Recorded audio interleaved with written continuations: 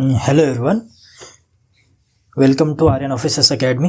तर थंबनेलवरून तुम्हाला कळालंच असेल की आपण आज कशाबद्दल बोलणार आहोत.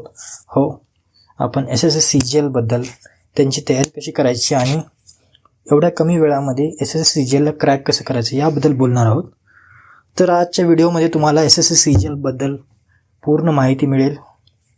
SSC-CGL क्रॅक करण्याची पद्धत काय आहे, ते तुम्ही 6 महिन्याच्या कमी टाईममध्ये सुद्धा कशा प्रकारे क्रॅक करू शकता त्याबद्दल आपण डिस्कस करणार आहोत. जर थंबनेलमधून कळालंच असेल तुम्हाला, how to crack SSC-CGL in 6 months याबद्दलच आपण बोलणार आहोत. माझं नाव आहे रोहित नवगडे आणि मी एक सेंट्रल एक्साईज इन्स्पेक्टर आहे. त्याला सध्या GST इन्स्पेक्टरसुद्धा असे म्हटले जाते. तर मी CGL 2023मधून सिलेक्टेड आहे. तर या चॅनलवर यूट्यूब चॅनलवर जर आपण पहिल्यांदा आला असेल तर तुम्हाला सांगू इच्छितो की या चॅनलवर आपण government exams, smart study strategies आणि बऱ्याच गोष्टींबद्दल, जसं की एक्झाम कशा प्रकारे आपण क्रॅक करू शकतो आणि वेगवेगळ्या विषयांबद्दल आपण बोलणार आहोत. तर नवीन आला असेल तर चॅनलला सबस्क्राईब करा, तुमचा फायदाच होईल. तर SSC-CGL म्हणजे काय? What is SSC-CGL, right? It is SSC-CGL staff selection commission, right? Staff selection commission अंतर्गत एक SSC-CGL नावाची एक्झाम घेतली जाते. Combine graduate level exam. तर या एक्झाममधून तुम्हाला बरेच ग्रुप बी आणि ग्रुप सीच्या सेंट्रल गव्हर्नमेंटमध्ये मोठ्या पोस्टवर तुम्हाला नियुक्ती केली जाते. त्यामध्ये GST इन्स्पेक्टर ऑब्व्हियसली एक आहे. असिस्टंट सेक्शन ऑफिसर सारख्या CBIमध्ये, EDमध्ये अशा बऱ्याच मोठ्या पोस्टवर तुम्ही जाऊ शकता, अशा बऱ्याच डिपार्टमेंटमध्ये. ही यांची ऑफिशियल वेबसाईट आहे ssc.gov.in. या वेबसाईटवरून तुम्ही अपडेट्स घेऊ शकता, ऑफिशियल अपडेट्स. आपल्या चॅनलवरसुद्धा आपण अपडेट्स देणार आहोत. तर या एक्झामची एलिजिबिलिटी काय आहे? तर नॅशनॅलिटी आणि educational qualification. Obviously citizen of India असले पाहिजे आणि bachelors degree of course mandatory. Bachelors degree from any university, ठीक आहे. Educational qualification for JSO and statistical investigator. आता JSO काय आहे? Junior statistical officer. ही एक वेगळी पोस्ट असते जे CGL मार्फतच भरली जाते. आणि स्टॅटिस्टिकल इन्व्हेस्टिगेटर ग्रेड 2 या पोस्टसाठी एक वेगळा एज्युकेशनल क्वालिफिकेशन आहे. तर त्यासाठी तुम्हाला बॅचलर्स डिग्री तर आवश्यक आहेच, त्याबरोबरच 12th 60% मार्क्स मॅन्डेटरी आहेत मॅथमॅटिक्समध्ये. और bachelors degree in any subject with statistics as an subject at degree level असं पाहिजे. आणि स्टॅटिस्टिकल इन्व्हेस्टिगेटरसाठी बॅचलर्स डिग्री विथ स्टॅटिस्टिक्स हे कंपल्सरी आहे यासाठी, जर तुम्ही या पोस्टला चूज करणार असाल तर. ठीक आहे. हे आपण चांगल्या पोस्ट आहेत, लेवल 6च्या छान पोस्ट आहेत ह्या. यामध्ये तुम्हाला 50 ते 60 या रेंजमध्ये सॅलरी जाते. छान पोस्ट आहेत ह्या. एज लिमिट काय असते SSC-CGLचा फॉर्म भरण्यासाठी? As on 2025. आपण 2025च्या नोटिफिकेशननुसार बघत आहोत. 2026मध्ये सुद्धा नोटिफिकेशन येईल, त्यानुसार एज लिमिट काय असेल ते आपण डिस्कस करूच. पण ॲज ऑन जे डेटा आहे आपल्याकडे अवेलेबल त्यानुसार आपण डिस्कस करत आहोत. एज लिमिट ॲज ऑन 1/8/2025नुसार 18 ते 27 एज लिमिट असली पाहिजे. काही पोस्टसाठी 20 ते 30 असते, तर लक्षात घ्या. काही पोस्टसाठी 18 ते 27 आहे आणि काही पोस्टसाठी 20 ते 30 एज लिमिट असते. या एज लिमिटच्या बाहेर जर गेला असाल तर तुम्हाला काही रिलॅक्सेशनसुद्धा मिळते. SC/ST साठी 5 वर्ष, OBCसाठी 3 वर्ष आणि PWDसाठी 10 वर्ष. खालीसुद्धा काही रिझर्वेशन्स आहेत. एज रिलॅक्सेशन एक सर्व्हिसमॅनसाठी 3 years after of reduction of military service वगैरे. हे तुम्ही बघू शकता, स्क्रीनशॉटसुद्धा घेऊ शकता तुम्ही. ठीक आहे. नेक्स्ट, तर एक्झाम लँग्वेज काय असणार आहे? तर एक्झाम लँग्वेज हिंदी आणि इंग्लिश दोन्ही लँग्वेजमध्ये असेल एक्झाम. ठीक आहे. आणि याच्यामध्ये निगेटिव्ह मार्किंग असेल 0.50. हा Tier 2 1/4 असेल निगेटिव्ह मार्किंग, राईट. एक क्वेश्चन असतो 2 मार्क्सला, तुमचे 0.5 मार्क्स जाणार जर तुम्ही रॉंग आन्सर चेक केला. आणि टियर 2मध्ये, टियर 2 सुद्धा हिंदी आणि इंग्लिश दोन्ही लँग्वेजमध्ये असेल, पण टियर 2मध्ये जे निगेटिव्ह मार्किंग असेल ते 1/3 असेल. ठीक आहे, म्हणजे जर तुम्ही एक रॉंग आन्सर मार्क करणार तर तुमचे टियर 2मध्ये 1 मार्क कट होणार. कारण की क्वेश्चन जो आहे टियर 2मध्ये 3 मार्क्सला असतो. एक क्वेश्चन 3 मार्क्ससाठी असतो. ते आपण पॅटर्नमध्ये समोर बघणारच आहोत, पण आधीच तुम्हाला सांगून ठेवतो 1/3 निगेटिव्ह मार्किंग असते. हे तुमच्या लक्षात असलं पाहिजे टियर 2मध्ये. आणि टियर 1मध्ये 1/4 असते. ठीक आहे. एक्झाम पॅटर्न काय आहे टियर 1साठी? बघा, टियर 1मध्ये 4 सब्जेक्ट असणार तुम्हाला. General intelligence, general awareness, quantitative aptitude आणि इंग्लिश कॉम्प्रेन्शन. यांच्यामध्ये 25-25-25 क्वेश्चन असणार, सेम क्वेश्चन्स. आणि मार्क्स असणार 50-50-50-50, 50-50. म्हणजे एक क्वेश्चन जो आहे तो 2 मार्क्सला असणार, 2 मार्क्ससाठी. आणि याच्यामध्ये 1 तासाचा वेळ मिळतो तुम्हाला. 100 क्वेश्चन्स, 200 मार्क्स आणि 1 तासाचा वेळ. स्क्राईबसाठी जे असतात ते 20 मिनिट एक्स्ट्रा मिळत असतात. ऑफिशियल नोटिफिकेशननुसार आहे हे डेटा. Exam pattern for tier 2. हां, तर हे मेन आहे, कारण की टियर 1 तर क्वालिफाईंग आहे तुम्हाला, पण टियर 2 जो आहे तो तुमचा मेरिट लागत असतो. ठीक आहे, तर यावर लक्ष द्या, कारण की मेरिट जो असतो तो तुम्हाला जॉब घेऊन देणार असतो. यावरच तुमची नोकरी लागणार असते. तर टियर 1मध्ये काय असणार आहे? Scheme for tier 1. याच्यामध्ये पेपर 1 आणि पेपर 2 दोन असणार. पेपर 1मध्ये सुद्धा सेशन 1 असणार आहे. सेशन 1 आणि सेशन 2.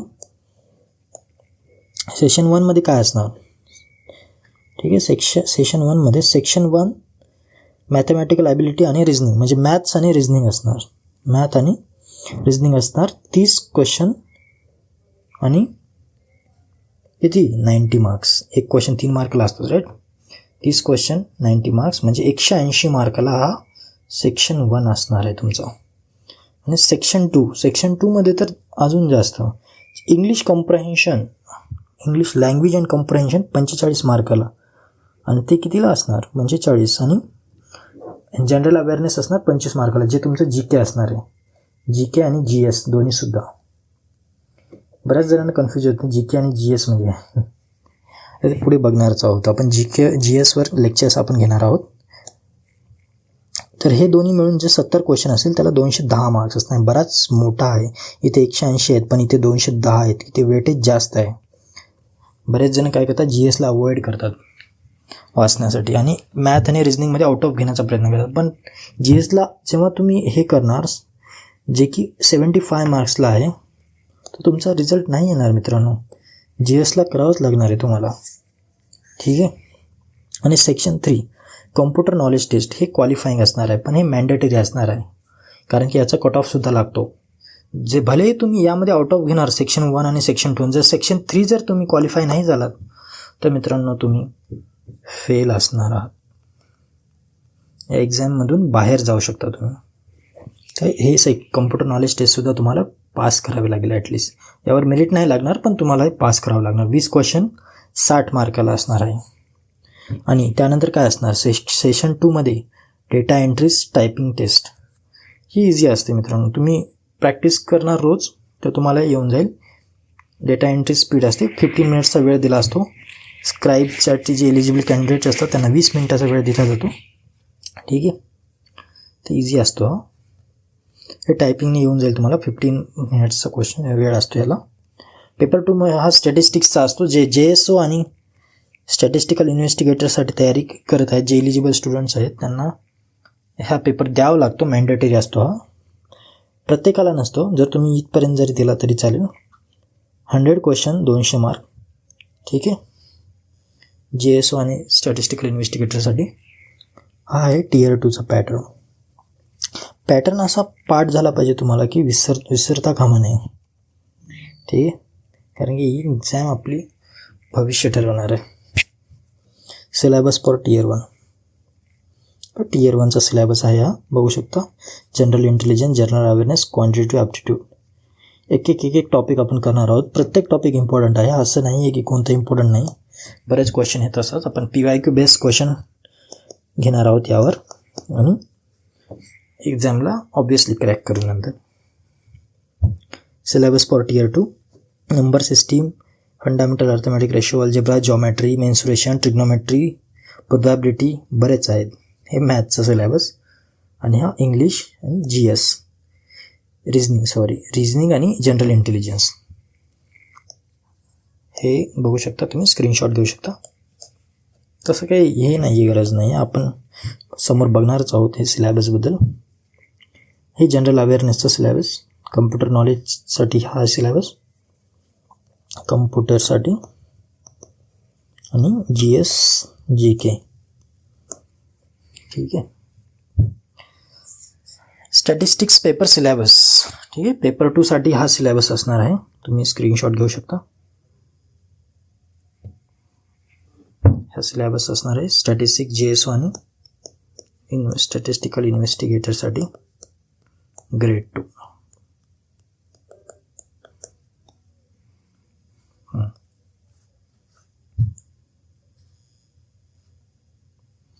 Post and salary. तर मित्रांनो, हे झालं सिलेबस पॅटर्न. आता पोस्ट कोणत्या असणार आहेत तर एक लक्षात घ्या, CGL मार्फत कंबाईंड ग्रॅज्युएट लेवल जी एक्झाम आहे त्यामार्फत ग्रुप बी आणि ग्रुप सीच्या नॉन गॅझेटेड पोस्ट, पण बऱ्याच इम्पॉर्टंट डिपार्टमेंटमधल्या पोस्ट भरल्या जातात. जसं की CBI, ED, ASO, in secretariat, MEA, ministry of external affairs, अशा डिपार्टमेंटमध्ये पोस्ट असतात. लेवल 1 ते लेवल 7पर्यंत या पोस्ट असणार आहेत. तर तुम्ही पे लेवलनुसार पोस्ट बघू शकता. पे लेवल 7 आहे, 44,900 बेसिक असतो ते 1,42,000 पर्यंत. आत्ताच्या DA नुसार लेवल 7 पे कमिशननुसार जी इन हँड सॅलरी असते लेवल 7च्या सगळ्या पोस्टला सेम सॅलरी मिळते स्टार्टिंगपासून. तर ती असणार आहे 82,000 जी इन हँड सॅलरी असणार आहे एक्स सिटीनुसार. इन हँड सॅलरी म्हणतोय मित्रांनो, इन हँड सॅलरी 82,000 ते इन हँड सॅलरी असणार आहे. जर आत्ताचा DA, HRA, DA हे जर सगळं अलाउन्सेस जर कॅल्क्युलेट केले तर 82,000 पर्यंत तुम्हाला basic salary, in hand salary असणार आहे. आणि ग्रॉस तर तुमची वाढतेच. ग्रॉस तर तुमची 90च्या वर जाते, 90+ असते ग्रॉस. आणि काही कट, सगळे ह्याच्यामध्ये कट होऊन 82 पर्यंत इन हँड सॅलरी जाते एक्स सिटीमध्ये. मग X, Y आणि Z सिटीज असतात. एक्स सिटीमध्ये मेट्रो सिटीज असतात मेनली. Y सिटीजमध्ये जे एक्स सिटीजमध्ये नाही येणार तशा कमी लेवलच्या सिटी असणार आहे, पण इथे पण चांगलाच खर्च असतो.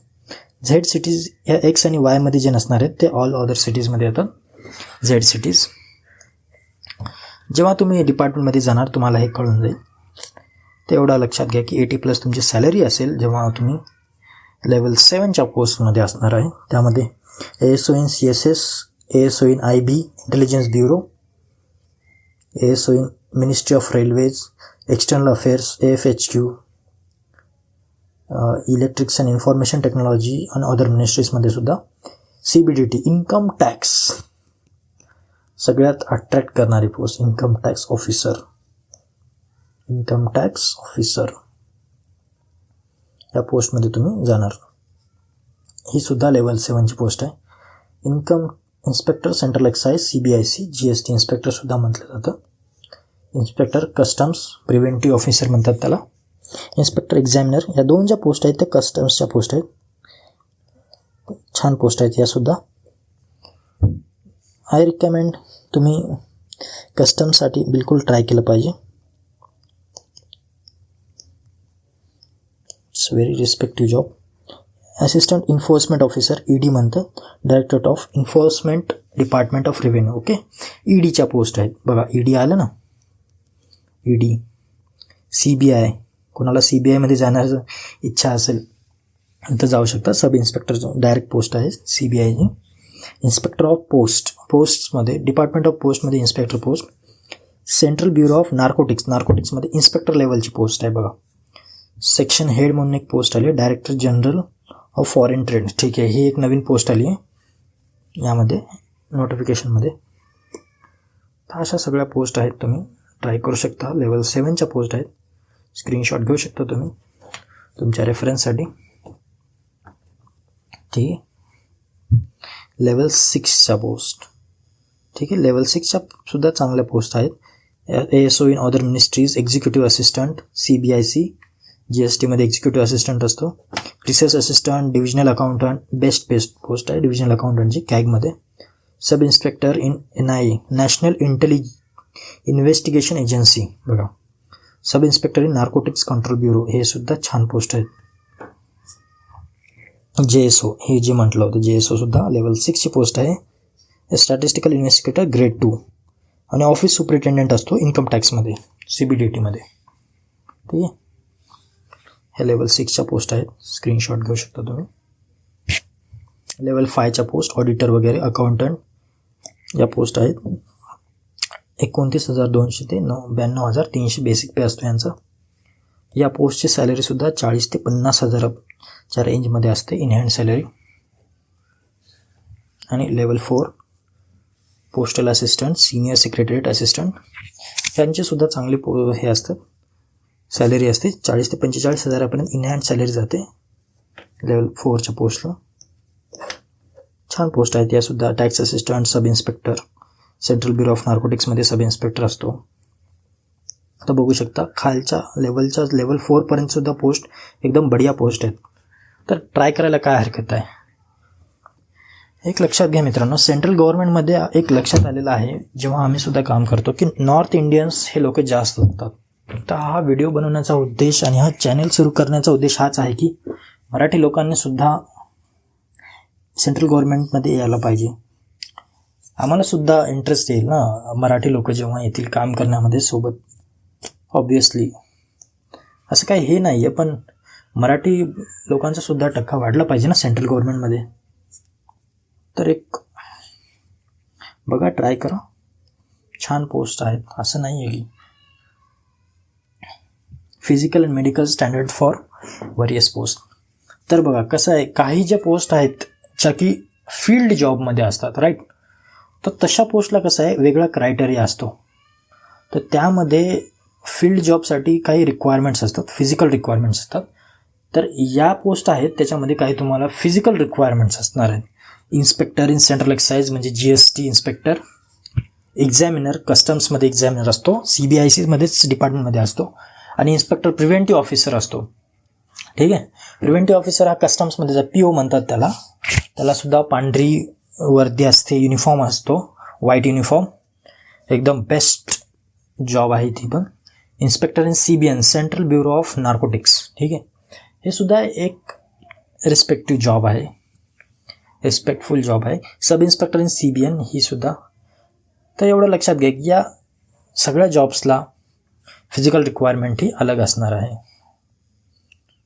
तर post with special medical standard, हे बघा मी पोस्टनुसार यांना काय डिस्क्वालिफाय होऊ शकतात ते डिसीज वगैरे आणि विकनेसेस हे काढून ठेवले. तर ह्या विकनेसेस जर तुम्हाला असतील तर ह्या पोस्ट तुम्ही नाही भरू शकणार मित्रांनो, हे आधी लक्षात घ्या. हे खूप गरजेचं आहे. एखादा माणूस जर पूर्ण वर्षभर तयारी करत असेल, एखादा विद्यार्थी, आणि जर लास्टला डॉक्युमेंट व्हेरिफिकेशन किंवा मेडिकलच्या वेळेस जर त्याला कळालं की ह्या विकनेसमुळं किंवा डिसीजमुळं तो नाही भरू शकणार तो फॉर्म, तर तो खूप निराश होईल. त्यासाठी हे पहिले लक्षात आलं पाहिजे की ह्या पोस्ट आपण नाही भरू शकत.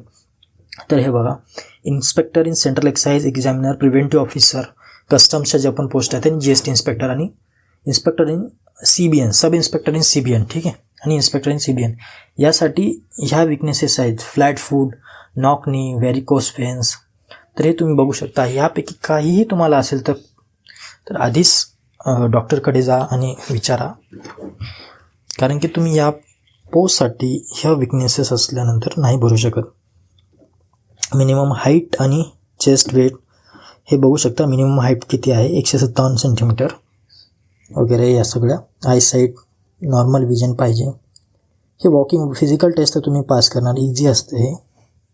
सब इन्स्पेक्टर आणि junior intelligence officer in NCB, तर या प्रकारे असते. सब इन्स्पेक्टर इन NCB वगैरे यासाठी 165 सेंटीमीटर हाईट पाहिजे. ST मध्ये कमी असते, 152 काहीतरी. डिस्टंट विजन, आय साईट ही महत्त्वाची आहे. 6/6 6/9 दोन्ही आईजची दिलेली आहे. Same as above, must be physically fit, no serious deformity और क्रोनिक डिसीज. तर अशा प्रकारे आहे. या विकनेसेस तुम्हाला असतील तर आधीच तुम्ही हे लक्षात घेतलं पाहिजे की या पोस्टसाठी तुम्ही इनएलिजिबल असणार आहात. तर ह्या पोस्ट, अजून या पोस्ट आहेत. पोस्ट इन बॉर्डर रोड्स BROमध्ये ज्या आपण पोस्ट असणार आहेत, बॉर्डर रोड्स ऑर्गनायझेशन, तर त्यामध्ये या प्रकारे फिजिकल डिफॉर्मिटी नाही चालणार. BMI 18पेक्षा कमी नाही असला पाहिजे आणि 30पेक्षा जास्त नाही असला पाहिजे. बरंच आहे BROमध्ये फिजिकल विकनेसेस आणि डिसीजेस बरेच दिलेले आहेत. बघून घेऊ शकता, स्क्रीनशॉट घ्या आणि यापैकी काही नसावे याची गॅरंटी घ्या या पोस्ट भरताना. Other best CGL post, other desk best CGL पोस्टमध्ये असिस्टंट, टॅक्स असिस्टंट, ऑडिटर्स वगैरे काही फिजिकल नीडची गरज नाही. Only general fitness as per government norms. ठीक आहे, लक्षात घ्या मित्रांनो. कसं असते, जेव्हा आपण एखादी पोस्ट भरतो तर त्या पोस्टसाठी आपण खरंच एलिजिबल आहोत का नाही हे लक्षात घेणं खूप गरजेचं आहे. जेव्हा तुम्ही लास्टला जाणार मेडिकलमध्ये हे गोष्ट कळणार तर तुम्हाला धक्का बसणार. तुम्हालाच नाही, तुमच्या फॅमिलीलासुद्धा धक्का बसणार की इथपर्यंत जाऊन जर कोणी मागे होत असेल तर खरंच ही चिंता करण्याची गोष्ट आहे. अरे खूप महत्त्वाचं आहे. Key note, relaxation for height, chest, waist exist for Gorkha hills ST. काय बघू शकता तुम्ही, माइल्ड डिफेक्ट्स वगैरे. CGLसाठी 2-3 वर्ष लागतात. तर हेच जे मिथ आहे ते आज आपण तोडणार आहोत. कसं आहे, CGLसाठी 2-3 वर्ष लागतात असे म्हणणारेच लोक कधी CGLला बसत नाहीत. हे फॅक्ट आहे. दिस इज फॅक्ट. हे लोक कधी CGL क्रॅकच करत नाहीत. जे लोक क्रॅक करतात ना त्या लोकांना विचारा की 1 वर्ष किंवा 6 महिने हे इनफ झाले. पण एक गोष्ट लक्षात घ्या मित्रांनो, 6 महिने आपण जे म्हणतोय ते 6 महिने कधीपासून काउंट करायचे हे सुद्धा लक्षात घ्या. बरेच लोक काय करतात की जेव्हा नोटिफिकेशन येते CGLची, तिथून 6 महिने काउंट करायला बसतात. नाही, दिस इज रॉंग. अरे मित्रा, CGL ही सेंट्रल गव्हर्नमेंटची एक्झाम आहे, SSC स्टाफ सिलेक्शन कमिशन. तर ती जी एक्झाम असते ते त्यांचं 1 वर्ष पहिले शेड्यूल ठरलेलं असतं UPSC सारखं, की या महिन्यामध्ये आम्ही एक्झाम घेणार आहोत. तर जी नोटिफिकेशन यांच्या पहिले 6 महिने जे असतात तेव्हापासून तुम्ही काउंट केलं पाहिजे. 6 मंथ्स ते म्हणतोय मी. नोटिफिकेशन आल्यानंतर तर तुमचा रेसिंगचा काळ असतो, ते तर तुम्हाला करायचाच असतो अभ्यास, ते वेळ काउंट नाही करायचा. हे 6 मंथ्स म्हणतोय मी. नोटिफिकेशन येण्याच्या 6 महिने अगोदर जो अभ्यास असतो तो अभ्यास असतो मित्रा, ते 6 महिने म्हणतोय मी, हे लक्षात घ्या. बरेच लोक ह्या नोटिफिकेशन आल्यानंतर स्टडी करतात. अरे येऊ द्या, नोटिफिकेशन येऊ द्या. अरे नंतर नाही होत. दिस इज नॉट रॉंग. हे 6 महिन्यामध्ये तुम्ही जर केलं तर काही होऊ शकतं तुमचं. ठीक आहे, 1 वर्ष लागू पण शकतं काही जणांना. आता बऱ्याच फॅक्टर्सवर डिपेंड असतं, पण काही जण या 6 महिन्यामध्ये सुद्धा चांगल्याच प्रकारे अभ्यास करून काढू शकतात exam. Smart study is the key to success. This is absolutely correct. Hard work is important but smart study is also important. तुम्ही AIच्या जगामध्ये आहात तर असं गाढवाने मेहनत तर नाही करणार आपण. AIचा वापर कधी करणार? ChatGPT सारखे टूल्स आहेत, बरेच AI गॅजेट्स आहेत, ते तुम्ही यूज करा ना. इन्फॉर्मेशन काढा, फास्ट, स्वतःच्या स्टडीला फास्ट करा. कशा प्रकारे आपण स्मार्ट स्टडी करू शकतो यावर फोकस करा. Hard work is also needed but smart study is must. ठीक आहे, smart study is the key to success. हेच म्हटलं आपण. ही तुमच्या यशाची गुरुकिल्ली. तर फेज 1मध्ये आपण काय करणार? ठीक आहे, फर्स्ट 2 मंथ्समध्ये आपण काय करणार? कॉन्सेप्ट बिल्डिंग करणार, राईट. क्वांट्स बेसिकपासून जे मॅथ असणार आहे ते बेसिकपासून आपण करणार. एक जे चॅप्टर असणार आहे त्याला एक चॅप्टरला आपण कॉन्सेप्टनुसार समजून घेणार, राईट. जसं की अल्जेब्रा, ट्रिग्नोमेट्री, हे सगळं ॲव्हरेज वगैरे बेसिकपासून आपण सगळं करणार, राईट.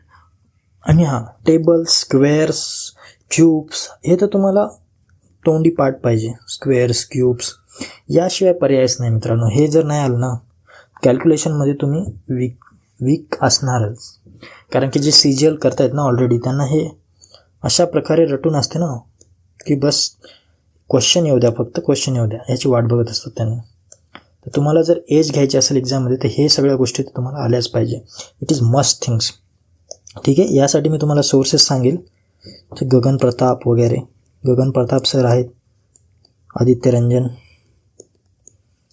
रंजनचे व्हिडिओ बघू शकता तुम्ही.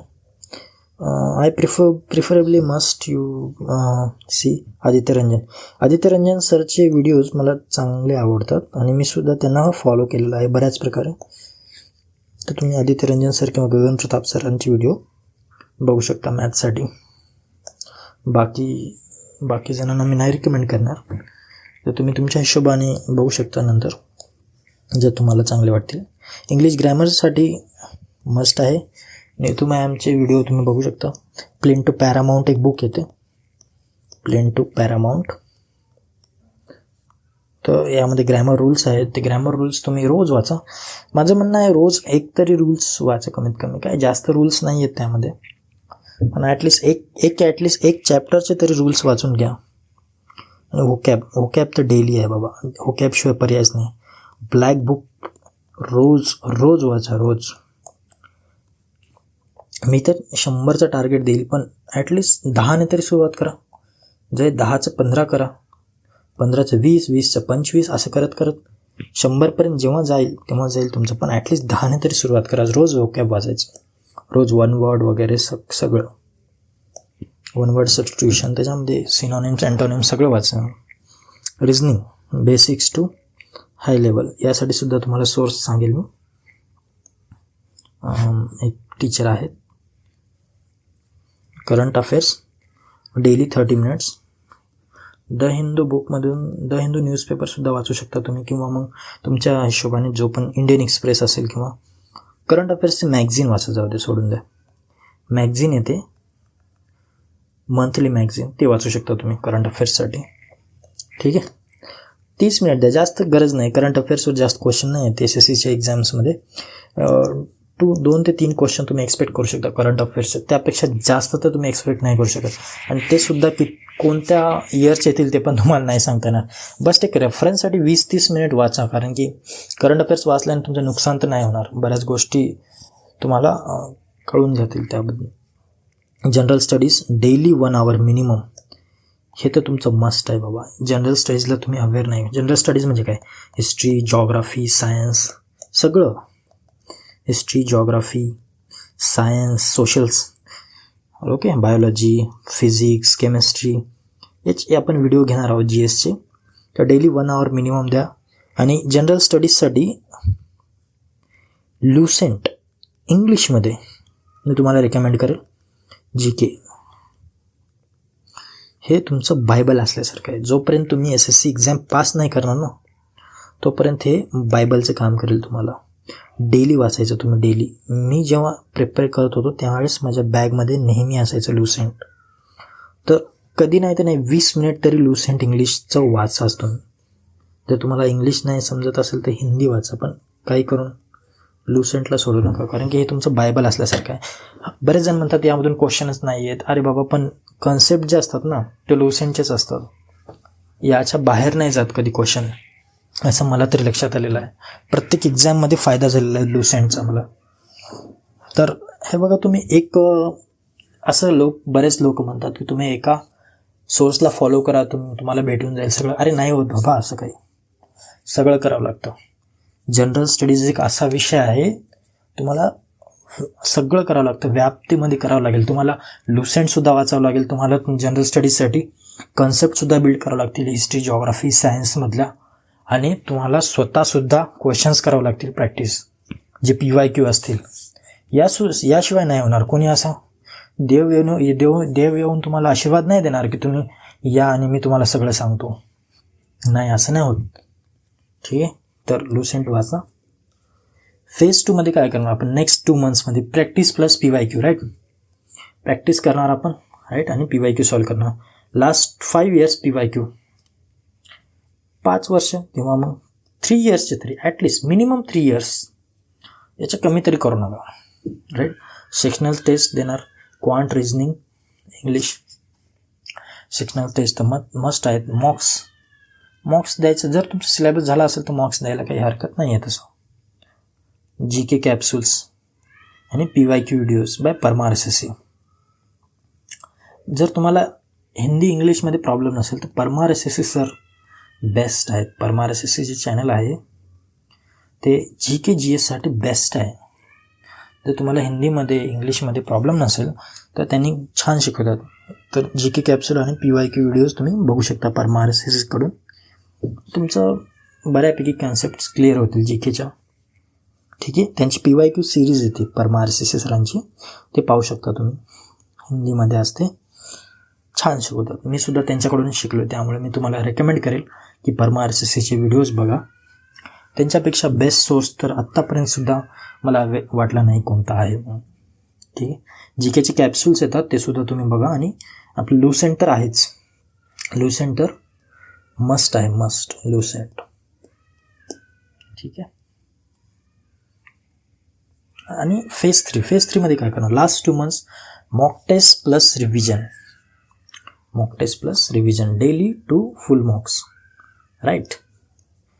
जर तुमचं सगळं सिलेबस झालं आहे, कन्सेप्ट बिल्ड झाल्या, तर तुम्ही 2 मॉक तरी दिल्या पाहिजे. मॉक टेस्ट प्रिलिम्स आणि प्रिलिम्स आलं नाही ना अजून, तर प्रिलिम्सच्या द्या. मेन्सचं आपण बघून घेऊ नंतर. जेव्हा नोटिफिकेशन येईल तेव्हा मेन्सचं सुद्धा आपण चालू करू. ॲटलिस्ट प्रिलिम्सच्या मॉक टेस्ट द्या. आणि ह्या मॉक टेस्टसुद्धा ना PYQच्या असल्या पाहिजे. तुम्ही जर आत्तापर्यंत मॉक टेस्टला कोणत्या जर सबस्क्राईब किंवा कोणतं चॅनलला घेतलं नसेल मॉकसाठी ॲप कोणतं, तर घेऊन टाका. टेक्स्टबुकवर थोडं स्वस्त भेटून जाते. टेक्स्टबुक नावाचा ॲप आहे. हॉलीबोर्ड वगैरे सुद्धा आहेत, पण मी रिकमेंड करेल की तुम्हाला टेक्स्टबुक घेऊ शकता. त्याच्यावर ऑफर्स वगैरे खूप चांगले असतात. तर वीक एरियाजला टार्गेट करा, जे तुमचे वीक एरियाज. हे बघा, जेव्हा तुम्ही PYQ मॉक लावणार तेव्हा तुम्हाला कमी मार्क येणार. स्टार्टिंगला तुम्ही एक्सपेक्ट करू नका की तुम्ही 200पैकी 150 मार्क घेणार. This is not possible at all. कोणी जो पण तयारी करतो ना तो इतका हुशार नसतो कधी की त्याला स्टार्टिंगला 150 किंवा 200 150च्या वर मार्क भेटणार. Not possible. तुम्हाला भलेही 70-80 पडू द्या, इट इज ओके. फर्स्ट मॉकपासून it is best. Don't need to worry. याच्यामध्ये इम्प्रूव्ह करा आणि कोणावर लक्ष देऊ नका. कोणाला सांगू नका मॉकमध्ये मला एवढे पडले तेवढे पडले. ते तुमची खिल्ली उडवणार बस, दुसरं काय येत नाही लोकांना. 70-80 पडू द्या बस. नंतर काय करणार की याच्यामध्ये वीक एरियाज काय असतील, वीक एरियाज जे की मेन हे आहे प्रिपरेशनमधलं. एक काय करा, नोटबुक तयार करा. एक नोटबुक तयार करा ज्यामध्ये फक्त मॉक टेस्टचं ॲनालायसिस असेल आणि तुमचे क्वेश्चन्स असतील. जे पण तुम्हाला वाटेल ना हा क्वेश्चन्स मला खूप त्रास देतो आहे, त्या मॉक टेस्टच्या बुकमध्ये लिहून काढा. क्वेश्चन्स नका लिहू. वाटल्यास तुम्ही मोठा क्वेश्चन पण असू शकतो, असं थोडीच आहे क्वेश्चन लिहित बसायला आपल्याकडे एवढा वेळ आहे का क्वेश्चन लिहित बसणार आहे. नंबर टाका, ॲटलिस्ट सोल्युशन त्याचं लिहून काढा.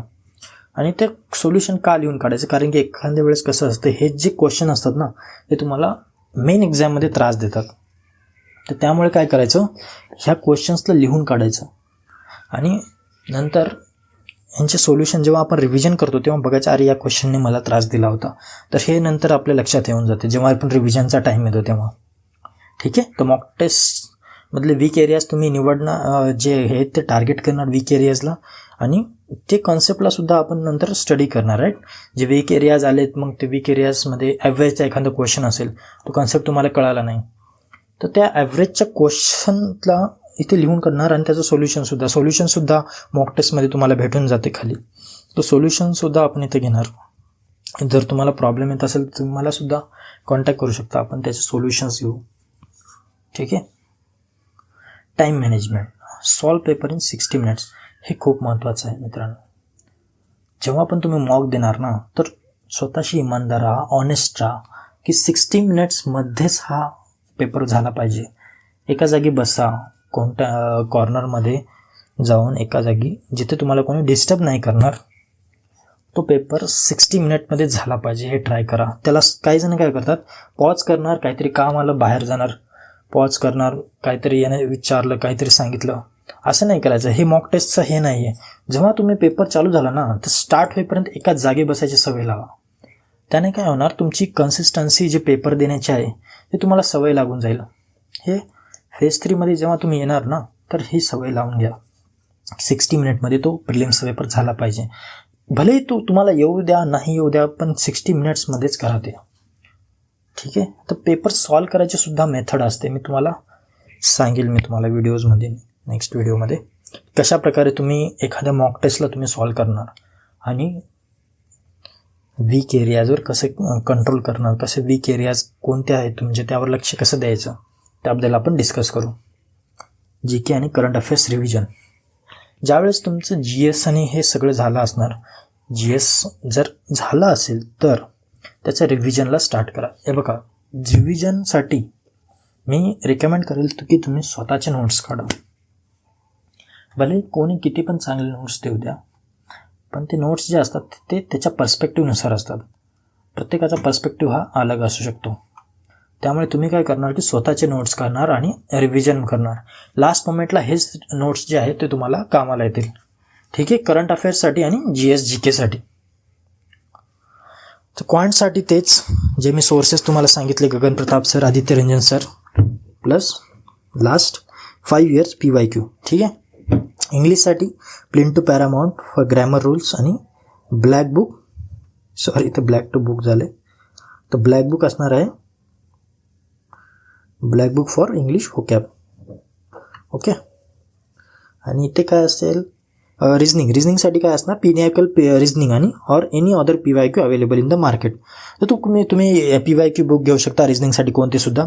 GKसाठी Lucent GK compulsory daily reading. Okay. 30 minutes 1 hour किती पण देऊ शकता, पण कंपल्सरी देणार जोपर्यंत तुम्ही सिलेक्शन नाही घेणार. ओके. ही गोष्ट तुमच्या माथ्यामध्ये लिहून ठेवा की लुसेंट कंपल्सरी आपल्याला, भले काय समजत नसो लुसेंट तरी पण वाचायचं, कारण की हे मस्ट आहे मित्रांनो. लुसेंट मस्ट आहे. मंथली करंट अफेअर्स PDF आणि परमार SSC चॅनल. ठीक आहे. Mock test SSC official site plus text book grade up or any other mocks. Live mocks कोणतेच नाही सोडायचे. वीकली लाईव्ह मॉक्स येतात. प्रत्येक लाईव्ह मॉक्स द्यायचं, कारण की फ्रीमध्ये असतात. ठीक आहे. लाईव्ह मॉक्सला कधी अवॉइड नाही करायचं, बिलकुल द्यायचे लाईव्ह मॉक्स. ठीक आहे. कॉमन मिस्टेक्स त्या स्टुडंट्स डू. ठीक आहे. ज्या मिस्टेक्स होतात, जे मी खास करून बघितलं आहे, जे स्टुडंट्सकडून होत असतात, तर त्या मिस्टेक्सवर आपण बोलणार आहोत. फक्त नोट्स वाचणे आणि प्रॅक्टिस न करणे, ही तुम्ही चूक बिलकुल करू नका मित्रांनो. नोट्स वाचणे, कोणाची नोट्स घेणे, स्वतःचे नोट्स बनवा, ते तुम्हाला खूप कामाला येईल. आणि प्रॅक्टिस करा. जे क्वेश्चन्स आहेत, मॅथचे क्वेश्चन्स आहेत किंवा रिझनिंगचे क्वेश्चन्स आहेत, ते त्यांची प्रॅक्टिस करायचं विसरू नका. कसं असते, पहिलं करतो आपण, नंतर 5पर्यंत जातो, पहिलं परत विसरून जाते. असं करू नका. त्यांची डेली प्रॅक्टिस राहू द्या. मॉक्समध्ये सुद्धा, याच्यामध्ये सुद्धा तुम्ही पहिल्याचं टॉपिक जे असतं, एखादा कन्सेप्ट आपण विसरून जातो. माणूस आहे आपण, मशीन थोडीच आहे. पहिल्याचं पण हे राहणार आहे. जोपर्यंत त्या गोष्टीला प्रॅक्टिस नसते तोपर्यंत आपण होणारच आहे, हे विसरूनच जाणार आहे आपण. असं होणारच नाही की हमेशा तुम्ही लक्षातच ठेवू शकता. हे जेव्हा आपण विसरतो त्याला प्रॅक्टिस ही मस्ट असतेच. डेली रिव्हिजन टाळू नका, बिलकुल टाळू नका. लुसेंट जे आहे आणि जे पण कॉन्सेप्ट आहेत, जे शॉर्ट ट्रिक्स आहेत, जे आपण व्हिडिओजमध्ये बघणार आहोत, आणि बरेच चॅनल मी तुम्हाला जे सांगितले, आदित्य रंजन सर किंवा गगन प्रताप, त्यांचे जे शॉर्ट ट्रिक्स असतात ते खूप कामाला येतात मित्रांनो. त्यांना अवॉइड करू नका. बेसिक्स तर कराच, पण शॉर्ट ट्रिक्ससुद्धा, कारण की तुम्ही बेसिक कुठपर्यंत करणार, तिथे वेळ पहिलेच कमी असतो. तुम्हाला मेन्समध्ये 30 क्वेश्चन जे असतात ते 1 तासामध्ये सॉल्व करायचे तर, राईट. तर कसं पॉसिबल आहे तुम्हाला, नाही आहे ना. तर त्यासाठी तुम्हाला शॉर्ट ट्रिक्स लागणारच आहेत. तर शॉर्ट ट्रिक्सला नजरअंदाज करू नका आणि बेसिक्ससुद्धा चांगल्या प्रकारे करा. करंट अफेअर्स लास्ट मिनिटला ठेवणे असं करू नका. ॲटलिस्ट 15 ते 20 मिनिट तरी द्या करंट अफेअर्सला. रोज 15 ते 20 मिनिट. सोशल मीडिया डिस्ट्रॅक्शन हे सगळ्यात मोठं कारण आहे जे मिस्टेक्स स्टुडंट्स करतात. सोशल मीडियापासून लांब आपण होऊच शकत नाही कधी. तर कसं असते मित्रांनो, एखादी हॅबिट लागली आपल्याला तर त्या हॅबिटला कधी हे करता नसते, बदलू शकत नाही आपण. त्याला आहे ना रिप्लेस करा, चांगल्या सवयी लावा. जर तुम्हाला इंस्टाग्रामचं ॲडिक्शन लागलं असेल किंवा बाकी ट्विटर वगैरे जे पण सोशल मीडिया ॲप्स आहेत, तर काय करा, त्याला रिप्लेस करा ना. यूट्यूबवर व्हिडिओज बघा, चांगल्या सवयी लावा. यूट्यूबवर जे स्टडी व्हिडिओज असतात, तुम्ही बसता ना तेव्हा रील्स बघत बसतो आपण खाली बसलो तेव्हा, तर काय करा, शॉर्ट ट्रिक्सचे व्हिडिओ लावा ना. राईट, जे शॉर्ट्स असतात जे हे टीचर्स लोक बनवतात ते बघायचं सवय लावून घ्या ना, रील्स बघण्यापेक्षा. राईट, तर हे हळूहळू कमी होणार मित्रांनो. हे लगेच नाही कमी होणार. मी असं नाही म्हणत की तुम्हाला मोबाईल ठेवून द्या किंवा सगळं बंद करून टाका, हे करा ते करा. नाही होते असं. It is not practical at all. Me practical गोष्टी बोलणार. हे असं सहजासहजी नाही बंद होणार. हे कोणाचंच बंद झालं नाही तर असं कधी आपलं कसं बंद होणार. तर याला हळूहळू बंद करा. जेव्हा स्टडीची हॅबिट लागेल तुम्हाला तेव्हाच हे बंद होईल. ठीक आहे, स्टडी व्हिडिओज तुमची बघायची सवय लावा तुम्हाला. वीक सब्जेक्टला इग्नोर करणे, हे तर मी तुम्हाला सांगितलं. वीक सब्जेक्ट जे आहेत, कन्सेप्ट जे आहेत, कन्सेप्ट्स म्हणू आपण, सब्जेक्ट्स तर आहेतच, पण कन्सेप्ट्सला जास्त करून जे मॅथ्समध्ये रिझनिंगमध्ये जे त्रास देत आहेत तुम्हाला, त्याला लिहून काढा एका बुकमध्ये. तरच तुम्हाला ते कसं रिव्हिजनच्या वेळेस तुम्हाला ते कामाला येईल. राईट, कन्सेप्ट जर तुम्हाला माहीत असेल तर कोणते वीक आहेत तर तुम्हाला कोणी हरवूच नाही शकणार. ज्या माणसाची वीकनेस ज्याला माहिती आहे तो चांगल्या प्रकारे कोणती पण एक्झामच काही पण त्याने करू शकतो ना. फक्त आपली वीकनेस आपल्याला माहीत पाहिजे. ठीक आहे, आजच्यासाठी एवढं. थँक्यू. तर हे व्हिडिओ बनवण्याचा एवढाच उद्देश आहे की सेंट्रल गव्हर्नमेंटमध्ये आपला मराठी टक्का जो आहे तो घसरत आहे मित्रांनो. तो आपल्याला वाढवायचा आहे. तर तो वाढवणार कसा आपण? CGL सारख्या एक्झाम, राईट, SSC CGL सारख्या एक्झाम, UPSC सारख्या एक्झाम यामध्ये आपले लोक गेले पाहिजे. तर त्यासाठी आपण प्रयत्न करू. आपल्या चॅनलवर आपण आता GSसाठी आणि वेगवेगळ्या विषयासाठी आपण सिरीज घेणार आहोत. GSसाठी मराठीमध्ये, हिस्ट्रीसाठी आपण नवीन व्हिडिओ येणार आहे आपला. तर जर तुम्हाला व्हिडिओज, नवीन अपडेट्स बघायचे असतील तर चॅनलला सबस्क्राईब करा आणि नोटिफिकेशन ऑन करून ठेवा. त्याने तुम्हाला नोटिफिकेशन येतील आणि तुम्ही स्टडी कराल. ठीक आहे, चला आजच्यासाठी थँक्यू.